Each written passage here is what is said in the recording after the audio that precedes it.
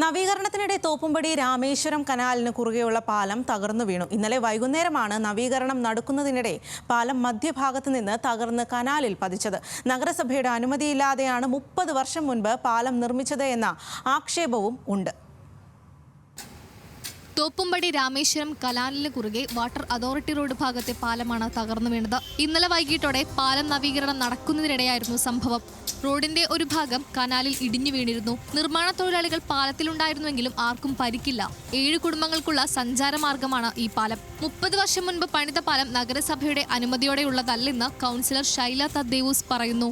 നിലവിൽ യാതൊരു വിധ മാനദണ്ഡവും പാലിക്കാതെയാണ് ഇവിടെ ഈ പാലം പണിതിട്ടുള്ളതെന്നാണ് ഈ പാലത്തിന്റെ കിടപ്പ് കാണുമ്പോൾ നമുക്ക് മനസ്സിലാക്കാൻ കഴിയുന്നത്. ഇതിൽ ചെയ്തിട്ടുള്ള കോൺക്രീറ്റ് മുഴുവൻ ഈ RC കനാലിലേക്ക് വീണിട്ടുള്ളതാണ് അവസ്ഥ.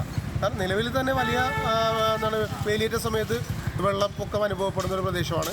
പാലത്തിന്റെ കോൺക്രീറ്റുകൾ തകർന്നതിനെ തുടർന്നാണ് പാലം നവീകരിക്കാൻ തീരുമാനിച്ചത്. കൂടുതൽ ഭാരത്തിൽ കോൺക്രീറ്റ് ചെയ്തതാണ് തകരാൻ കാരണമെന്നാണ് നിഗമനം. പാലത്തിന്റെ മധ്യഭാഗത്ത് തൂണുകൾ ഉണ്ടായിരുന്നില്ല. ഇതും തകർച്ചയ്ക്ക് ആക്കം കൂട്ടി. പാലം തകർന്നതോടെ 7 കുടുംബങ്ങൾക്ക് സഞ്ചാരമാർഗമില്ലാതെയായി. കൗൺസിലർ ഇടപെട്ട് സ്വകാര്യ വ്യക്തികളുടെ സ്ഥലത്തു കൂടി താൽക്കാലികമായി ഇവർക്ക് സഞ്ചരിക്കുന്നതിനുള്ള സൗകര്യമൊരുക്കിയിട്ടുണ്ട്.